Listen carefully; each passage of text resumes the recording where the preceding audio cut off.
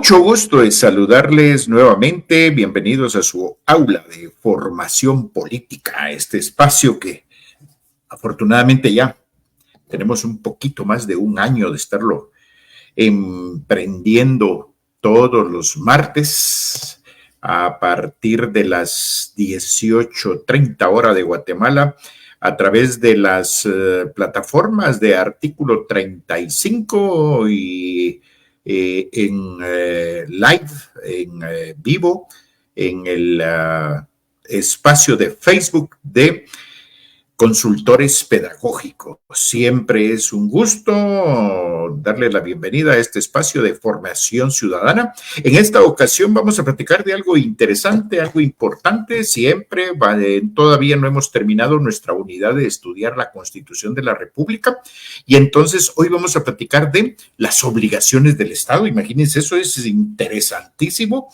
Hay veces de que parecieran regalos los que nos traen los gobernantes, pareciera algo sorprendente y sin embargo, pues hay un documento legal que se llama Constitución Política de la República de Guatemala, que en este caso nos marca el rumbo de ciudadanos, gobernantes, que se debe seguir justamente para tener un mejor gobierno, una mejor convivencia social. Así es que hoy vamos a platicar de este tema. Bienvenidos a este espacio. En algunas ocasiones me han consultado que si pertenezco a alguna agrupación política, pues este programa en lo particular no tiene ningún patrocinio, ninguna dedicatoria o ningún mecenas de ningún partido político. Fundamentalmente es un esfuerzo ciudadano que pretende compartir conocimientos en cuanto a gobernanza y gobernabilidad. Desde mi punto de vista de persona que he estado durante muchos años involucrado en la administración pública, soy docente universitario en el campo de la administración pública, poseo una maestría en alta dirección política y poseo una maestría en administración pública. A raíz de eso, pues me ha nacido esta iniciativa, una iniciativa que por favor no tiene tinte político de ningún tipo, lleva una intención meramente de esfuerzo ciudadano, así es que si es de su interés, pues compártala, sígala, coméntela. En Consultores Pedagógicos queda grabada para que usted la consulte en el horario que le corresponda, el que le guste, el que le plazca, al ritmo que lo quiera escuchar. Y entonces hacia allí está dirigido este espacio. Así es que, sin más preámbulo, empecemos nuestra conversación de hoy. Como les contaba, hoy nos vamos a basar en un artículo que es relativamente largo en cuanto a texto. El artículo 119 de la Constitución Política de la República de Guatemala nos habla de las obligaciones del Estado. A ver, como estamos en un espacio de formación política, frecuentemente me detengo a desarrollar algunos temas en cuanto a definiciones básicas y cuestiones de ese tipo. Algunas personas me dirán, bueno, pero es que ¿por qué explicar tanto? Si yo ya soy abogado o soy estudiante de leyes, pues les pido un poco de paciencia en ese sentido, porque en buena medida la idea de compartir espacios como estos es que sean unos espacios de aprendizaje para las personas que precisamente no son profesionales de las ciencias jurídicas o no son profesionales de la administración pública, y entonces por eso nos vamos, hay veces un poco despacio. Entonces, obligaciones del Estado. A ver, entendamos en primer lugar la palabra Estado. Estado, no cabe duda que es la organización política que dirige un país. El Estado se conforma principalmente de 4 elementos. 1, territorio. 2, población. 3, organización política. Y 4, fines de un Estado. Entonces, en ese sentido, son 4 los elementos que conforman ese Estado, y entonces el Estado está conformado por nosotros los ciudadanos, en este caso el Estado de Guatemala, nosotros los guatemaltecos, nuestro territorio, 108.889 kilómetros cuadrados, ese es el territorio del Estado guatemalteco. Tenemos en este momento un gobierno, una forma de gobierno que encaja dentro del modelo que se denomina republicano. El modelo republicano es aquel que se fundamenta en que el poder público se divide en 3 poderes, valga la redundancia, 3 poderes, un ejecutivo, un legislativo y un judicial. Ese es el poder público. Entonces, en este sentido, el Estado de Guatemala tiene una normativa que seguir. Aquí no es aquello de que llegó un nuevo presidente y entonces traigo mis nuevas leyes, mis nuevas disposiciones. Cada vez enseño mi documentito que cada vez se ve un poquito más deteriorado, y es que le hemos estado dando un uso frecuente. Entonces, esta Constitución le marca el rumbo a gobernantes y gobernados de cómo debe ser nuestro actuar. Y entonces, en ese sentido, hoy vamos a platicar de el Estado guatemalteco, entendiéndolo en primer lugar como esa organización política que existe gracias a que hay una población y hay un territorio que está esperando gobernabilidad y gobernanza. En otra ocasión explicaremos la diferencia entre gobernanza y gobernabilidad, que son palabras diferentes. Entonces, la ruta para gobernantes está establecida en este documento, Constitución de la República de Guatemala, y entonces es donde quiero hacer el preámbulo para el conversatorio de hoy. No debe de creerse nunca de que cuando un personaje anda en campaña política y ofrece una buena cantidad de cosas, ay, es que qué bueno, va a ofrecer tal cosa, ay, es que nos va a dar tal cuestión. Frecuentemente lo que salen a repetir los candidatos a la presidencia es lo que está contenido acá, en este espacio. Son obligaciones, no son privilegios, no son regalos los que nos están trayendo. Entonces, dentro de esto, miremos a partir de hoy a qué se obliga a un gobernante. Cuando hablo de gobernante, estoy hablando de presidente de la República, estoy hablando de diputados y estoy hablando también de organismo judicial, jueces, magistrados, etcétera.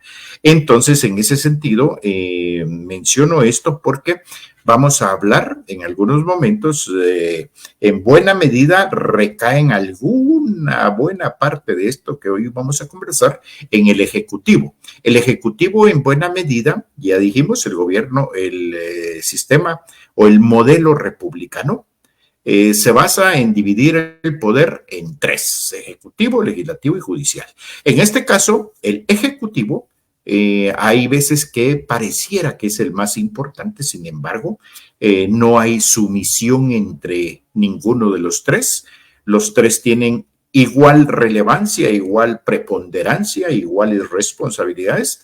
Y dentro de esto, pues vale la pena mencionar que una buena parte de la administración del Estado guatemalteco radica justamente en el organismo ejecutivo. A lo mejor por eso es que en algún momento es más notorio, las demandas son más hacia el ejecutivo, justamente porque es el que se encarga de administrar los recursos del Estado guatemalteco. Y cuando hablo de recursos, estoy hablando del recurso económico, el recurso presupuesto, que por cierto, en estos días, ayer o antier, no, ayer fue, se presentó el proyecto de presupuesto para 2024 y en este año el presupuesto que están proponiéndole al Congreso para que el Congreso apruebe ese presupuesto anda ahora por los 140,000 millones de quetzales, un poquito más, números menos. Entonces, 140,000 millones de quetzales, aprovechando para ir introduciendo algunos elementos que son parte de formación política, el Ejecutivo prepara con todos sus ministerios un presupuesto, algo así como cuando se hace el presupuesto de la casa. Bueno, vamos a necesitar esto para la renta, esto para la energía eléctrica, esto para teléfono, esto para salir los fines de semana, etcétera. Algo así se hace el presupuesto, solo que en este caso todos los ministerios hacen su presupuesto. Una buena base del presupuesto ya existe, que es el que se utilizó en el año anterior. Entonces lo que se va haciendo es ajustes que voy a quitar de esto, que voy a aumentar esto, etcétera. Y entonces no es nada del otro mundo. Bueno, sí es una tarea grande, titánica, construir un presupuesto de Estado, se podrán imaginar. Sin embargo, pues la base ya existe. Entonces los ministerios tienen la obligación de enviar al Ministerio de Finanzas, cada ministro, sus ministros y los demás funcionarios de Estado, secretarios, etcétera. Y entonces, en este caso, pues se prepara el presupuesto, se le envía al Ministerio de Finanzas Públicas, ni se le envía, prácticamente ahora se maneja en línea por medios digitales, y entonces el Ministerio de Finanzas se encarga de hacer la recopilación del gran presupuesto de ingresos, y mucha atención, de ingresos y egresos. Ahí están incluidos los ingresos también, en este caso la SAT, que es el ente que recauda todo lo tributario, se encarga de hacer los estimados. Bueno, en 2024 se recaudó tanto de impuesto de circulación de vehículos, entonces como anualmente ingresan tantos automóviles nuevos al país, entonces va a haber un incremento de esto y lo otro, hacen sus ajustes y entonces también hacen su previsión en cuanto a cuánto va a incrementarse el presupuesto de ingresos.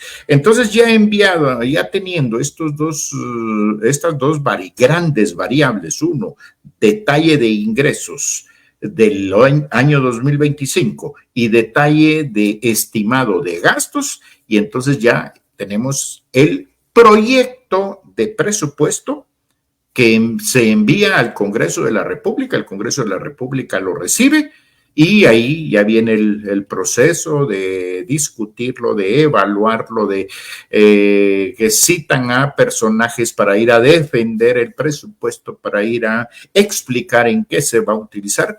Cada año en el Congreso esto es una batalla bien fuerte, porque ahí regularmente la oposición siempre es la que se encarga de ponerle peros, topes, y eso no está mal. Hay que buscar la fiscalización, la explicación del porqué de los rubros. Entonces, en este caso, eso sucede todos los años. Y entonces se tiene hasta finales de octubre de este año para que el Congreso apruebe, y entonces se convierte en un proyecto de ley que ahorita cuando termina siendo aprobado en el Congreso, se convierte en una ley. Entonces el presupuesto se constituye en una ley. No es nada de que yo voy a quererlo, un nuevo presupuesto, y que lo voy a aplicar, me digan lo que me digan. Bueno, entonces se aprueba y se convierte en ley. Haciendo la aclaración que el presupuesto, el proyecto actual de presupuesto que se acaba de enviar, que les estoy explicando, en el momento que no fuera aprobado en el Congreso por la mayoría que se requiere, que son 107 votos, entonces en este caso, en el momento que no se apruebe y se llegue el plazo máximo para discutirlo o aprobarlo, Entonces, en ese caso, se queda vigente el presupuesto que funcionó el año inmediato anterior. En este caso, lo que está sucediendo ahora. Vale la pena explicarlo. El gobierno actual de hoy, 2024, está funcionando con el presupuesto del año 2022, imagínense ustedes, 22, porque el año 2023 no se aprobó, hubo discusiones, hubo alegatos y todo, nunca se llegaron a poner de acuerdo y entonces se quedó el presupuesto que estaba aprobado en ese momento.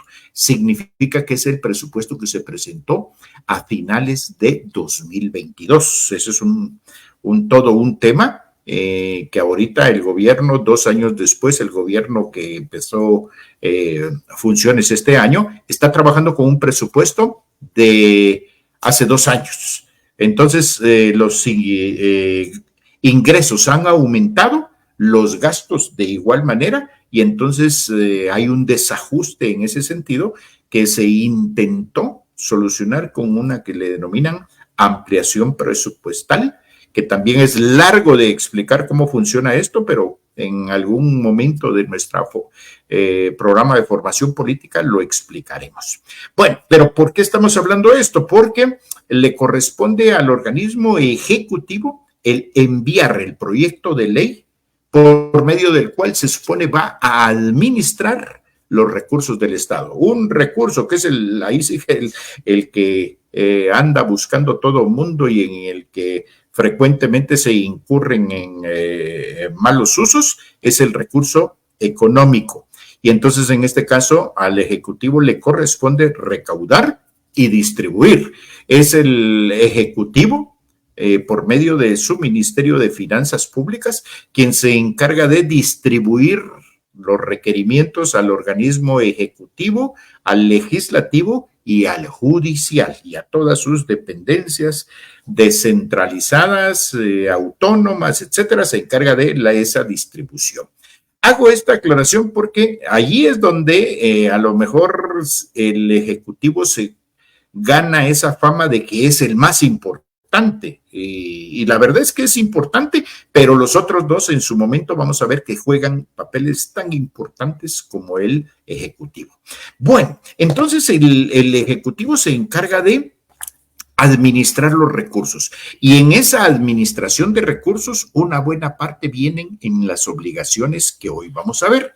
Dentro de ellas hay obligaciones variadas, pero no son obligaciones de que solo porque la ciudadanía salga a manifestar, porque grite o porque el gobernante es buena gente, etcétera. No, está normado, está establecido en este documento cuáles son las obligaciones del Estado guatemalteco, y ese Estado guatemalteco tiene muchas obligaciones. Uno, velar por el bienestar de la población de Guatemala, ya lo vimos que es un derecho, y entonces ese derecho hay que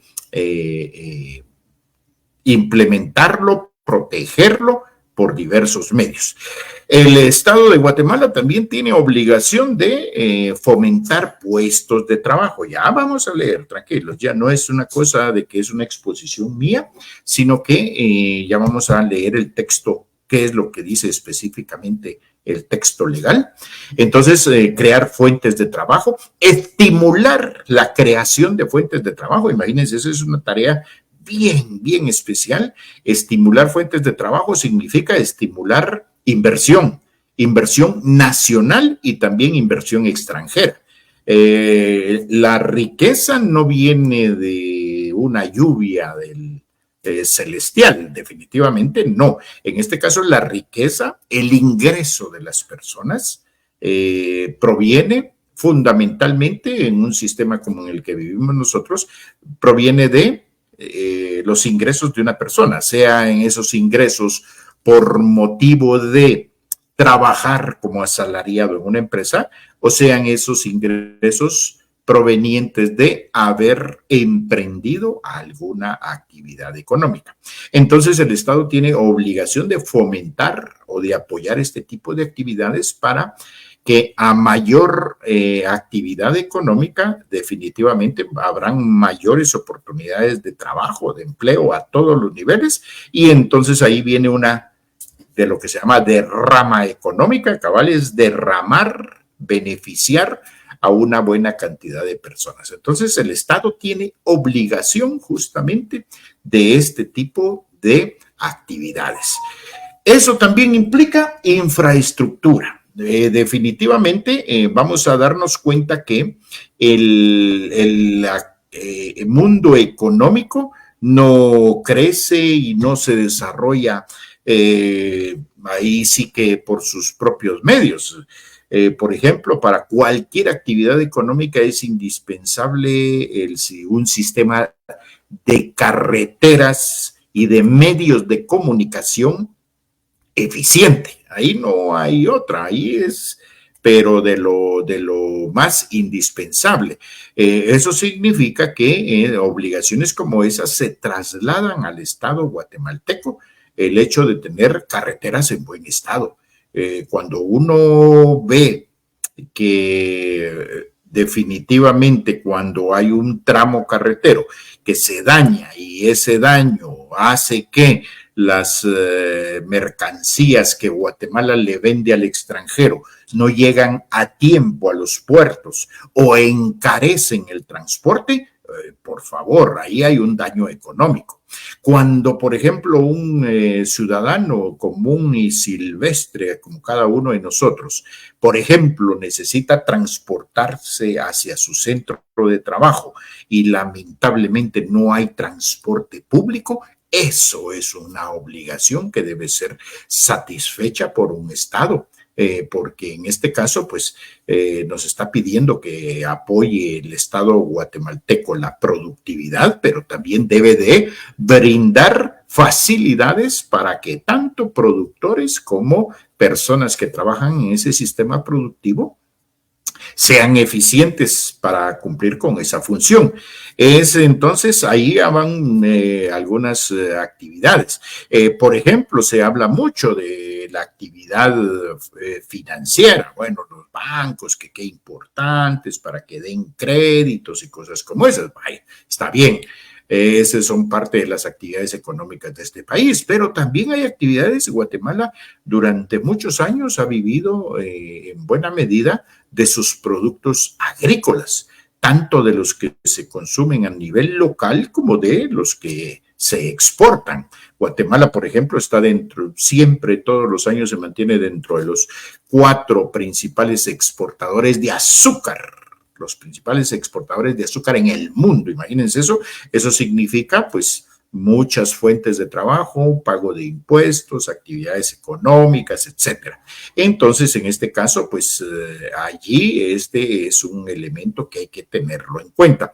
Las actividades agrícolas, por lo tanto, son importantes. Igual nuestro café, ahora existen también productores del sector agropecuario, en donde, por ejemplo, ya están emprendiendo o constituyéndose dentro de los principales exportadores. Por ejemplo, Guatemala en este momento está haciendo esfuerzos muy grandes y se mantiene dentro de los grandes exportadores de flores en el mundo. Imagínense ustedes qué bonito eso, cuando uno ve que muchas de esas flores bonitas que aparecen en las películas de Hollywood y cosas como esas, pues tengan por seguro que una buena parte de esas flores pues se fueron de acá de Guatemala, y eso es una cosa meritoria. Hay toda una gremial de exportadores de productos no tradicionales, se llaman, que es muy interesante el rol que ellos juegan, porque su nombre lo dice, son de los no tradicionales, es decir, no caña, no café, fundamentalmente, sino que, por ejemplo, son asociaciones de exportadores de cosas que a lo mejor no se conocían mucho en el pasado. Y entonces ahora se exportan artesanías, se exportan textiles, se exportan productos agrícolas, brócoli, plantas, frutos, etcétera, que no era lo tradicional hace algunas décadas apenas. Entonces, el Estado tiene la obligación de brindar condiciones para ese desarrollo. Oigan bien la palabra, obligación. No es de que, ay, fiesta, que qué buen gobernante que está apoyando la exportación de flores. No, es una obligación, perdón, pero es una obligación. El Estado debe constituirse en un facilitador. Un facilitador. Si alguien ya está trabajando y está exportando, lo menos que tendría que hacer es brindar buenas carreteras, brindar seguridad en carreteras y brindar facilidades en puertos y aeropuertos. Eso es otro de los temas. Puertos y aeropuertos es una obligación del Estado para favorecer esto. Luego, por ejemplo, debe contribuir con lo que hablábamos hace en unas sesiones, con beneficios sociales para la población guatemalteca. Esos beneficios sociales van desde salud hasta vivienda. Cuando uno dice vivienda, suena a chiste. Cuando estoy en la presencialidad y me toca hablar de esto, todo el mundo se codea, se mira y dice vivienda de parte del Estado. Perdón, pero eso no existe. Y en efecto, hace muchos años que no se ha emprendido un programa serio de verdadera vivienda popular. Cuando hablamos de vivienda popular, no estamos hablando de condiciones precarias o condiciones, construir viviendas en espacios insalubres o en lugares inseguros. Cuando hablamos de vivienda popular, estamos hablando de unas viviendas dignas, buen tamaño, buena estructura, con servicios básicos y además, lo más importante, con condiciones favorables para el comprador. En este caso, en este momento, esta sí es materia pendiente en Guatemala. Un crédito por vivienda fácilmente ronda entre el 25 y el 30% de interés anual. Imagínense, eso es entonces una vivienda que a lo mejor cuesta 100,000 quetzales, en el supuesto que hubieran viviendas de 100,000, ¿verdad? Que ya no las hay. 100,000, eso significa que en 4 años usted ya debe el doble de lo que adquirió, así de fácil. En 20 años usted debe 5 veces más de lo que adquirió y entonces son deudas inmensas. Entonces los verdaderos sistemas de vivienda popular que está obligado otra vez, hoy estoy hablando de artículo 119, ahí lo dice la palabra obligaciones del Estado. La vivienda popular que está obligada el Estado de Guatemala es vivienda popular. Porque para ir a comprar una vivienda en las condiciones normales, en primer lugar, la mayoría de gente en Guatemala no calificamos, porque te empiezan a pedir una serie de requisitos, que tenga un sueldo astronómico y que tenga garantías bancarias, garantías hipotecarias y cuestiones de ese tipo, no califica. En segundo lugar, los intereses son desmedidos y entonces prácticamente los proyectos inmobiliarios que ahora vemos, la gente que tiene acceso es muy poca, es escasa.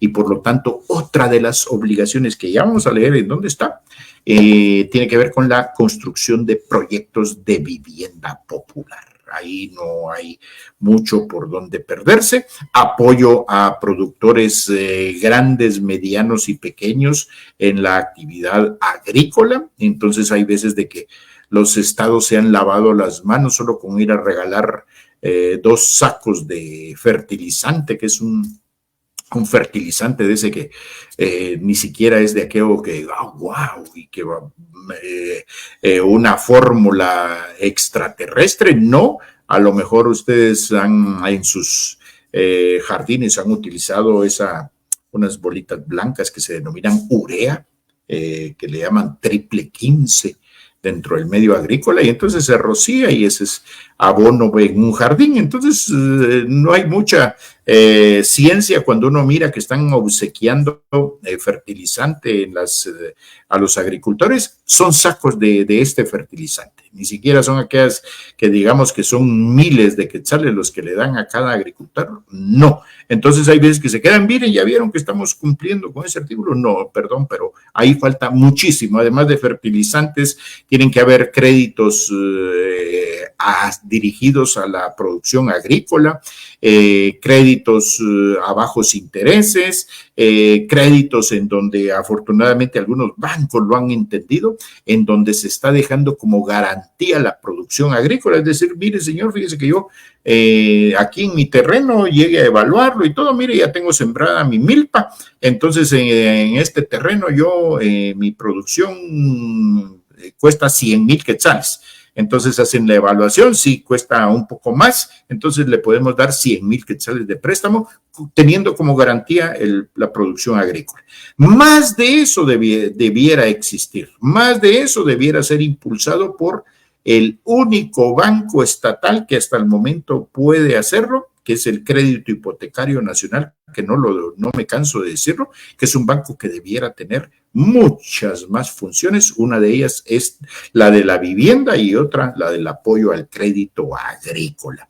El Banco de los Trabajadores también tiene una parte, el Estado guatemalteco, pero lamentablemente es uno de los bancos que en este momento está presente en las páginas de las redes sociales y los medios de comunicación, las noticias, justamente por manejos inadecuados a lo largo de su historia, Banco de los Trabajadores.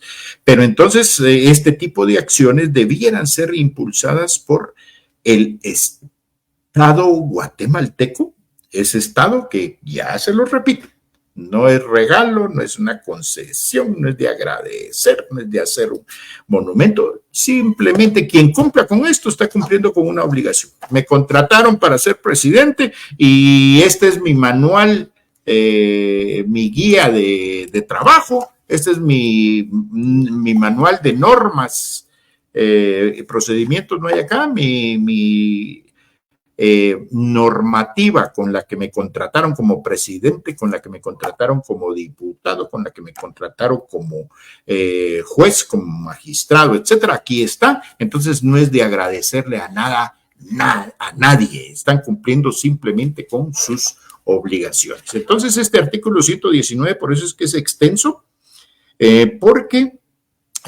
platica de todo este tipo de cosas, y entonces vamos a empezar a platicar. Artículo 119, obligaciones del Estado. Son obligaciones fundamentales, no dice que todas, está hablando fundamentales.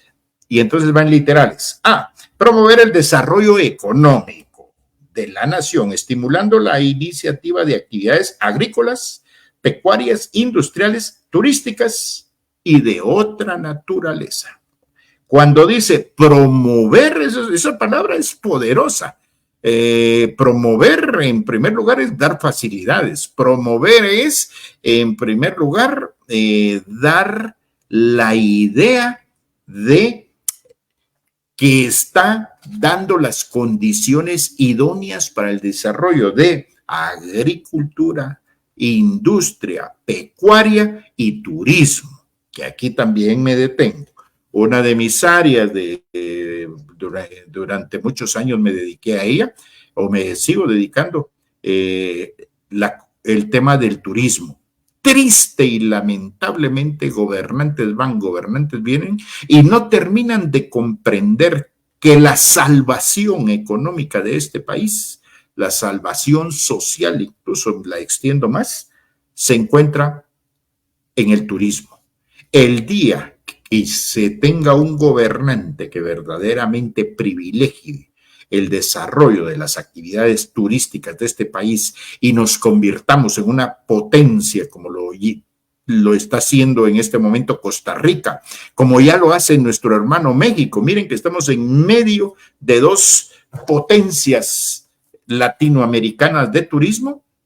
En el caso de México, con una buena cantidad de recursos. En el caso de Costa Rica, irónicamente, a lo mejor que se calcula de que Costa Rica lo que tiene es tal vez la cuarta parte de lo que nosotros tenemos, y estamos en medio de dos gigantes del turismo y nosotros no alcanzamos los niveles ni de Costa Rica, ni siquiera cerca. En este caso, pues vale la pena mencionarlo porque una de las actividades que debiera es impulsarse, pero fuerte, y no es solo de poner una valla y que visite Guatemala, perdón, pero eso es todavía mucho más complejo complejo, y no complejo en el sentido de gastar mucho y todo, no, el turismo a lo mejor es la actividad más agradecida, la que a lo mejor menos inversión requiere. Hay otras actividades que lo que requiere es la construcción de un montón de puertos, de aeropuertos y todo, y está bien, porque, por ejemplo, las exportaciones demandan de eso, pero el turismo solo requiere de un par de ingredientes que aquí se los menciono ya. Uno es medios de comunicación, vías de comunicación, carreteras en buen estado, no lo tenemos, malísimo estado, da vergüenza. Y el dos, seguridad. A lo mejor el uno primero o el otro después, los dos son tan importantes, son los dos motivos por el que Guatemala no despega. Inseguridad, frecuentemente asaltan gente en carreteras, frecuentemente las gentes se atrasan, pierden sus vuelos porque no hay un aeropuerto eficiente o porque su transporte se quedó atrapado porque un vehículo pinchó llanta, por ejemplo, en una carretera. Así de deficientes son nuestras carreteras. No se diga cuando hay tomas de carreteras, no hay vías alternas, etcétera. Entonces, solo esos dos elementos. Lo menciono porque una de las obligaciones, la primera que se pone, es que el Estado debe promover el desarrollo económico de la nación por medio de estimular actividades agropecuarias, industriales, financieras y turismo. Por ahí lo dice, pero no terminan de entenderlo. En este momento hay un buen director, tengo un buen concepto del director hasta el momento, pero estoy seguro que si habláramos ahí sí que a calzón quitado con ese director, cuando uno se sienta en esos puestos, lo que le falta es presupuesto, le falta recursos y hay una serie de medidas que podrían fortalecer ese instituto, esa actividad, con la finalidad de convertirlo verdaderamente en la principal actividad económica del país. En este caso, con vergüenza también lo digo, la principal actividad económica que más divisas le representa al país, es con vergüenza, son las remesas. Esas remesas que vienen ahí sí que a costa de hogares desintegrados, familias completas que se fueron a vivir al extranjero, separaciones familiares, trabajo inhumano que tienen que enfrentar nuestros compatriotas guatemaltecos. De ahí viene el principal ingreso de divisas de este país. Este país definitivamente, simplemente quitémosle los 20,000 millones de quetzales que se generan anualmente que vienen de las remesas y este país estaría colapsado, mis amigos. Si ahorita tenemos problemas sociales y económicos, sin esos 20,000 millones de quetzales, tengan por seguro ustedes que este país estaría pero sucumbiendo. Y mucha atención, estas remesas ahí tienen tiempo de vida que llegará el momento en que ya no van a existir. Ahí existen análisis en donde nos dicen que en unos 10, 15 años, a lo mejor en otra unidad lo platicamos, en unos 10, 15 años se vendrán abajo las remesas por diferentes factores y entonces ahí sí que vamos a estar en graves problemas económicos porque no ingreso económico significa mayores problemas sociales, mayor delincuencia, mayor pobreza, desnutrición, enfermedades, mayor demanda de servicios del Estado. Entonces creo que aquí todavía no se ha visto con ojos de estrategas de cómo plantear el turismo como una política transversal de Estado por medio de la cual empiece a generarse el desarrollo económico tan ansiado para nuestro país. Esta es una realidad, entonces se los digo porque aquí está como una obligación y no solo estarle dando los pocos milloncitos que tiene el INGUAT para poner unas vallas o para salir a regalar unos bifoliares en los aeropuertos y todo. No, solo eso no es el turismo. El turismo requiere otra serie de acciones más. Nada del otro mundo, solo pónganselo en manos de quienes saben del tema y entonces tengan por seguro, ahí sí que, como dijo Arquímedes, dame un punto de apoyo y moveré el mundo. En este caso, pongan a la persona justa o a las personas justas, porque esta no es tarea solo de uno, a las personas justas con los recursos justos, y creo que en poco tiempo podríamos tener una nación que verdaderamente compita en el campo del turismo. Obligación del Estado, que no se está cumpliendo. Varias de las que vamos a mencionar acá a medias. El B, promover en forma sistemática la descentralización económica y administrativa para lograr el desarrollo adecuado de la región. En buena medida, este país es injusto, porque una buena medida del desarrollo o pseudo desarrollo o medio desarrollo que tenemos se centraliza en Ciudad Capital y en algunas áreas urbanas del país. Eso se debe a que no se ha apostado a una verdadera descentralización. Descentralización quiere decir no del desarrollo solo en un punto, sino que en este caso expandir. Parte de esa descentralización inicia generando fuentes de empleo, creando condiciones para que el empleo en las áreas periféricas, en este caso en departamentos y todo, sea oportuno y eficiente, y que de alguna manera coadyuve a que las personas no digan, ay, me voy a trabajar a la capital porque allá sí hay trabajo o allá se gana más. No, en primer lugar, las condiciones en todo el país están complicadas y con mayor razón cuando la gente migra. Hay veces que se anima a migrar a la capital en condiciones muy desventajosas y entonces la obligación del Estado es descentralizar. Eso significa generar condiciones para que haya más trabajo, más ingreso en las áreas que no son necesariamente las áreas urbanas y la capital.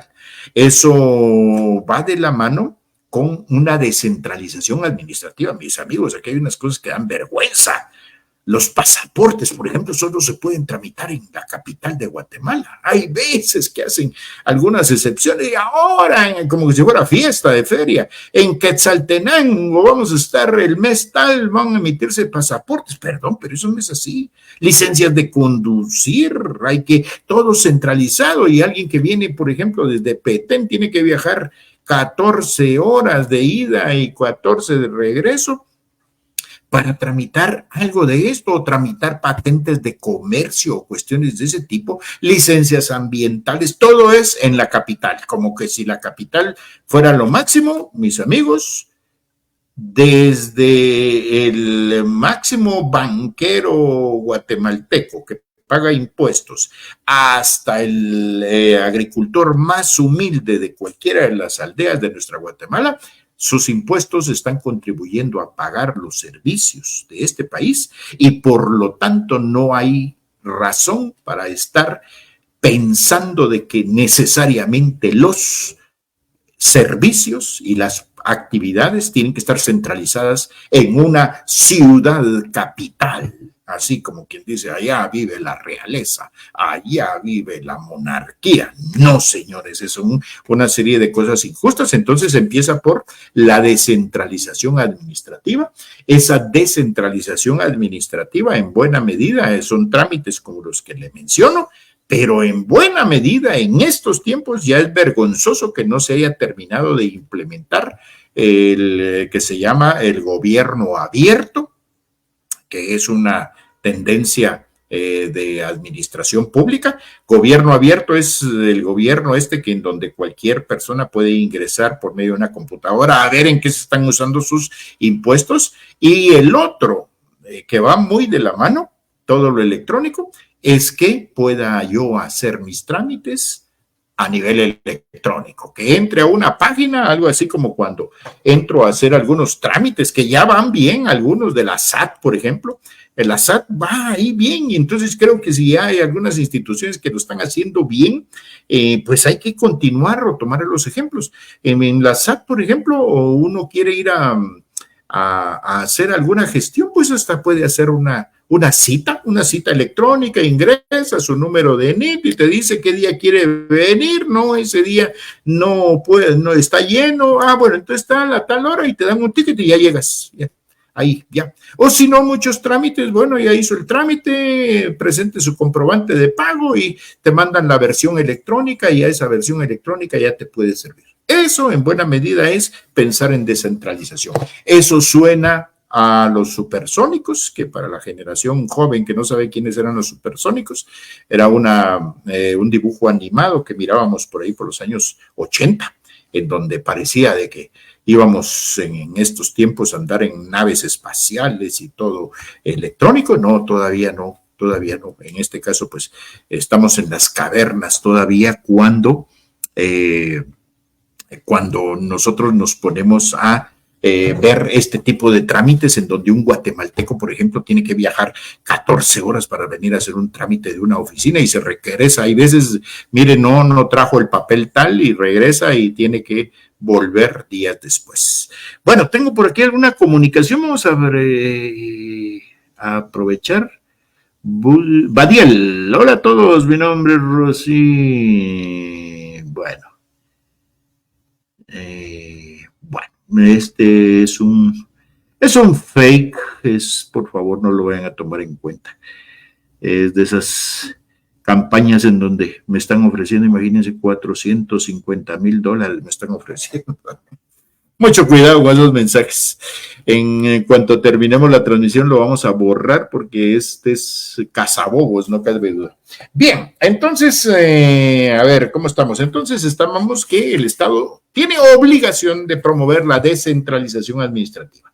También el Estado tiene obligación de adoptar medidas que sean necesarias para la conservación, desarrollo y aprovechamiento de recursos naturales. Recursos naturales son todos, es agua, es fauna, es flora, etcétera. Entonces tiene obligación, no es aquello de que, yo quiero los animalitos y que, estoy promoviendo esto. Lamentablemente este país es reactivo. Hasta que el problema está ahí, nos damos cuenta, no tenemos. En este año, lamentablemente, año 2024, terminamos con uno de los peores años en cuanto a incendios forestales. Sin embargo, los años van, los años vienen y los incendios forestales cada vez han ido creciendo. Sin embargo, las instituciones que debieran estar bien dotadas para atenderlos están de lo más descuidadas. En primer lugar, una Conred que debiera ser robustas, los cuerpos de bomberos, debieran existir robustos cuerpos de personas dedicadas a apagar fuegos. Imagínense ustedes, en este caso hay veces que en condiciones precarias los rescatistas, las personas, los voluntarios, arriesgan incluso su vida para salir a defender recursos forestales cuando hay incendios. Entonces, en este caso, esto es una obligación, señores. Entonces, hay cosas vergonzosas. Por ejemplo, no tenemos aeronaves de esas especializadas en cargar agua, grandes cantidades de agua y salir a regarlas sobre los incendios forestales. No hay. En algunos casos han apoyado, imagínense esto, imaginen que ha habido necesidad de que la iniciativa privada salga a apoyar con sus aeronaves. Esto es inconcebible. O hay veces, incluso, este año lo vi, funcionarios arrogantes que dicen, no, por este momento no necesitamos apoyo de otros países. Estando México, que es un gigante y que a lo mejor no es el país más desarrollado, pero está cerca de ser un país desarrollado, ofrecieron ayuda, aeronaves, gasolina, comida, todo. No necesitamos ayuda. Perdón, pero esos son gestos de arrogancia inmensos. Bueno, entonces si vas a ser arrogante, entonces ya para entrando la temporada seca de este año, pues ojalá que ya tengamos las aeronaves, ya tengamos bodegas listas para asistir a los socorristas. Me dio mucha pena, mucho malestar, mucho sentimiento cuando vi a los voluntarios y otra buena parte a los bomberos que en actividades de rescate y los hacían a un lado, toca almuerzo. El almuerzo era un vaso de sopa instantánea y una botella de agua. Perdón, pero quien comete ese grado de injusticia con un rescatista no tiene ni la más mínima idea de la cantidad de energía que se gasta para estar presente atendiendo una emergencia como esas. Una sopita como esa no es testiga para toda la energía que se consume cuando se está en una labor de ese tipo. Se pueden ustedes imaginar. Entonces, en ese sentido, pues el artículo 119 habla de estas obligaciones. Entonces, ya se me está yendo la narrativa por otro lado, pero frecuentemente es difícil aguantarse tanta frustración cuando uno mira este tipo de cuestiones. Otorgar incentivos, dice, de acuerdo a la ley, a empresas, industrias que se establezcan en el interior de la República y contribuyan a la descentralización. Miren esto que es interesante. Bueno, señor, ya que usted tiene unas fábricas acá que fabrican pan y que una marca internacional, mire, no se instale aquí en la capital, no instale aquí en la capital sus plantas de producción, váyase a tal lugar y mire, le tengo tales incentivos, mire, va a pagar menos impuestos, no va a pagar impuestos por tal tiempo, no va a pagar impuestos por importar su maquinaria, etcétera. Incentivos de todo tipo. O una empresa que venga y diga, mire, yo voy a poner una ensambladora de computadoras y voy a emplear a 5,000 personas y todo. Bienvenido, fíjese que aquí le tengo un programa de incentivos. Esto, obligación, poco utilizado en nuestro país. Otro, este era el que les decía, fomentar con prioridad la construcción de viviendas populares. Ya platicamos bastante al respecto. Impedir el funcionamiento de prácticas excesivas que conduzcan a la concentración de bienes y medios de producción. Aquí está hablando de los monopolios. Los monopolios son aquellos en donde, por ejemplo, solo 2 empresas prestan el servicio telefónico. Ya sabrán ustedes a qué me estoy refiriendo. Debiera estar abierto el mercado a muchas empresas. Cuando hay muchas empresas ofreciendo el servicio, entonces seguramente los precios benefician a la comunidad y eso es aplicable a todo, a servicios básicos, a alimentos, etcétera. Entonces, en ese sentido, esto es muy importante. Uno interesante, también es obligación defender a los consumidores y usuarios en cuanto a la preservación y la calidad de productos de consumo interno y de exportación para garantizar la salud y seguridad. Importantísimo. Hay una entidad que ahorita se llama DIACO. A lo único que salen es a ver precios. Calidad, yo lo veo muy lejano. Existen en este momento en las góndolas de supermercados una buena cantidad de productos que no soy experto en temas de química y de composición de alimentos, pero muchos de esos productos debieran estar prohibidos, son dañinos, son tóxicos, son veneno para la salud de los guatemaltecos y debiera haber una institución robusta que anduviera compenetrada de esto.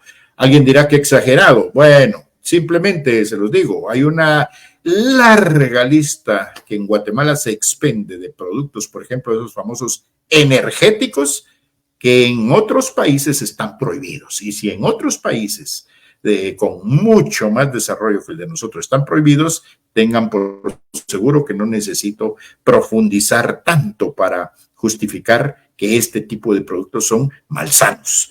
Y dentro de eso, ahorita anda una interesante iniciativa en el Congreso de la República que cada vez veo que se detiene más y más y más, y en cualquier momento nos dicen, no, ya está engavetada.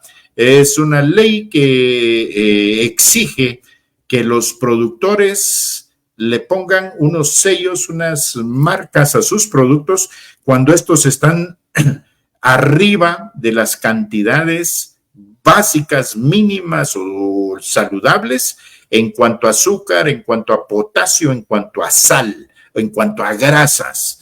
Eso ya en el vecino país de México existe. De hecho, con este comercio que existe en Guatemala de productos que ingresan de México a Guatemala.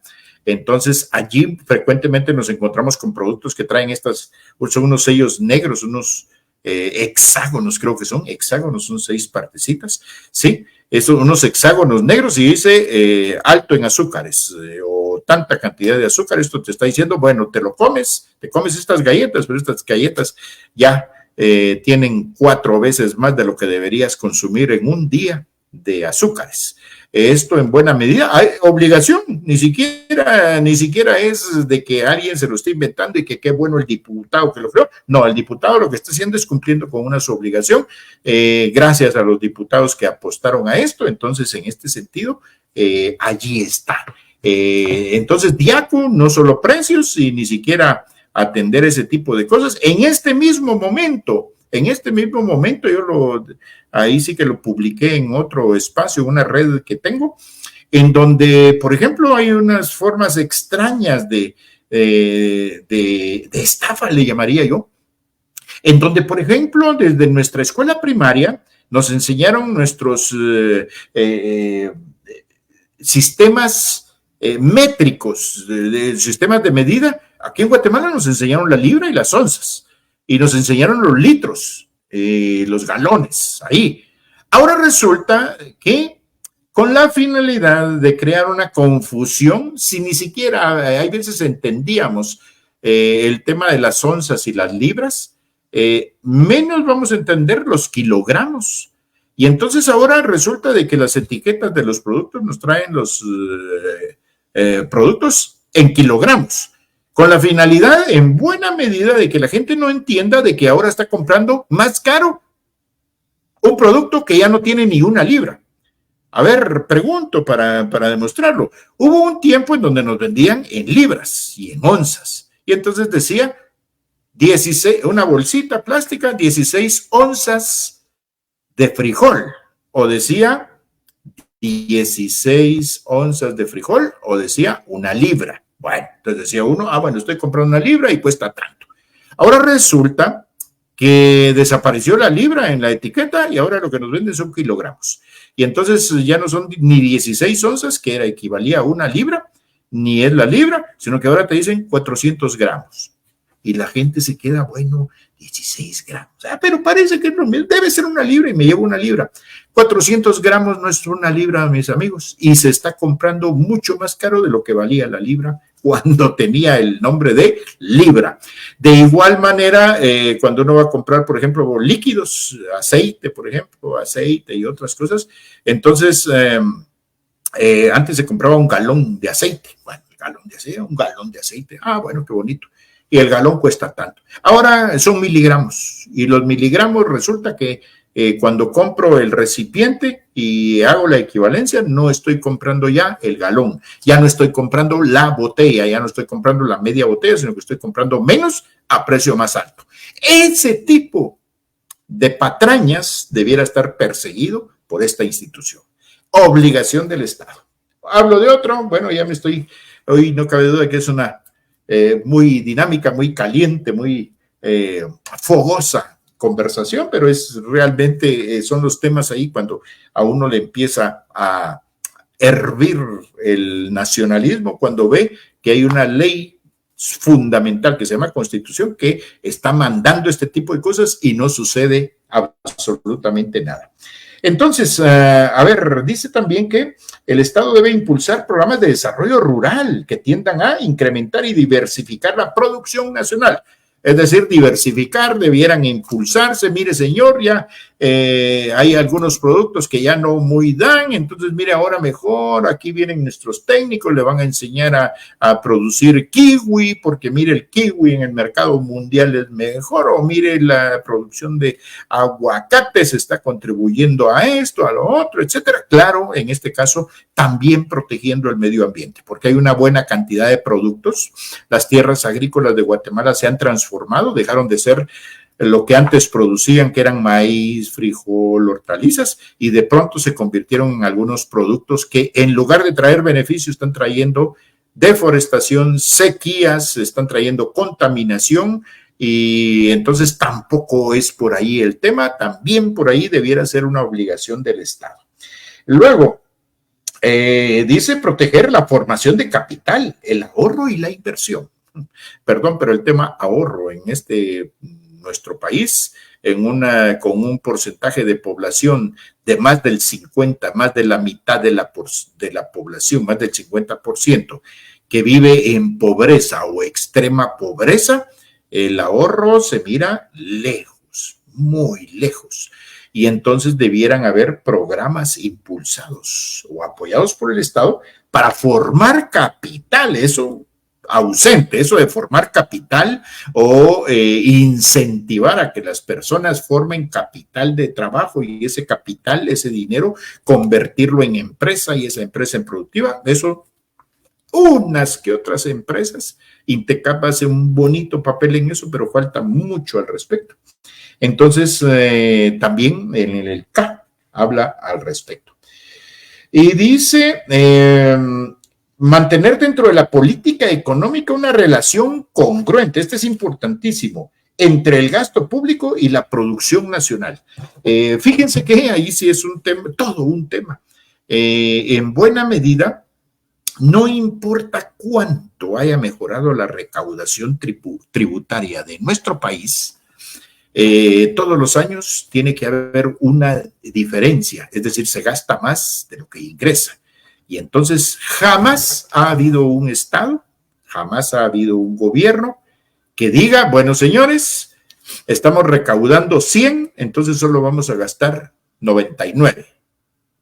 Bueno, ay, qué bueno. No, en este caso, regularmente los presupuestos de ingresos y egresos siempre contemplan la contratación de deuda pública para cubrir la diferencia. Imagínense ustedes, eso años van, años vienen y continúa el crecimiento de la deuda pública, principalmente deuda que se le contrata a organismos extranjeros, y es ese el motivo por el cual nos encontramos profundamente endeudados, que ese es un tema del que se habla poco, a lo mejor en alguno de nuestros otros espacios vamos a conversar.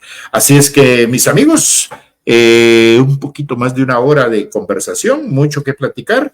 Hoy platicamos del artículo 119, obligaciones del Estado. Justamente esta es la finalidad de un aula de formación política, el conversar temas nacionales, el dar elementos de juicios a las personas que nos escuchan, dar elementos de juicio a las personas que aprenden este tipo de cosas y de alguna manera nos convierte en mejores ciudadanos. Así es que gracias por su presencia, por su audiencia, y nos seguimos viendo en este espacio los martes, y en Consultores Pedagógicos queda grabadas todas las sesiones, pueden compartirlas o seguirnos, y en la plataforma de Artículo 35 en YouTube también nos pueden encontrar. Así es que un gusto de poderles saludar y nos vemos en la próxima. Continuamos en la próxima estudiando los contenidos de nuestra Constitución Política de Guatemala.